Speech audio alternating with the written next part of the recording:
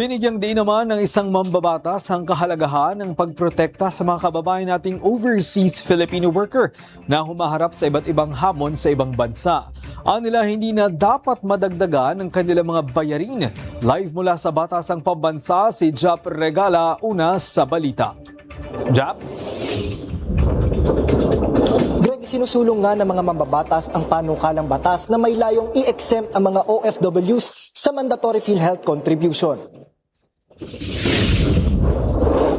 Sa House Bill No. 2 ni Leyte 1st District Representative Martin Romualdez, layon nitong maibsan ang gastos ng mga OFWs na dulot ng mas mataas na remittance costs, mahigpit na employment conditions at inflation sa kanilang pinagtatrabahuan. Sa ilalim ng panukala, hindi na direktang magbabayad ang OFWs. Ang kalahati ng bayarin ay sasagutin ng pamahalaan at ang kalahati ay sa mga employer. Binigyang diin ni Tingog Party List Representative Jude Asidre ang kahalagahan ng panukala.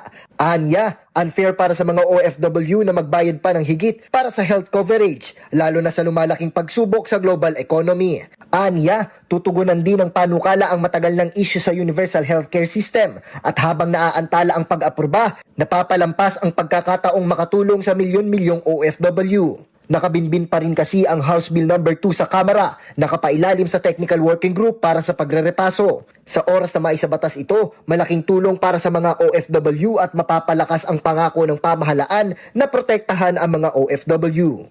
Greg, ayon pa kay Representative Asidre, ang universal healthcare ay dapat maging universal na proteksyon at hindi universal na pasanin.